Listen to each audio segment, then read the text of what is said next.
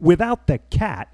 Tux, get out of there. And I picked up an inexpensive 12-volt powered fan. The first step is to place the fan face down on the top of the cooler.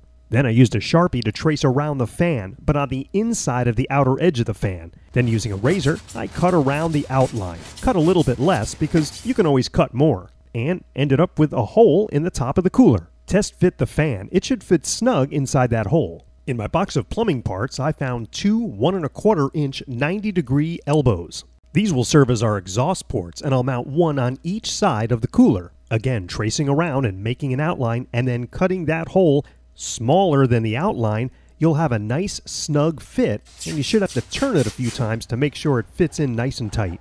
Both of our exhaust ports are installed in our cooler chiller. While these are snug, they're loose enough to tilt up or down depending on where you want your cold air flow. Our cold air source is going to be a block of ice, so I found an appropriate container, filled it with water, and put it in the freezer overnight. Now before I added the ice, I took a laser temperature reading and it's in the upper 70s. Okay, the ice is hard now, so it's time to add it to our cooler chiller. Then I covered the top, plugged the fan in, and turned it on. And after a few minutes, I was getting readings in the upper 50s. Our cooler chiller is working. Down the road, I might add a solar panel for total portability. And that's how to make the DIY cooler chiller. Where would you use it? Tell us in the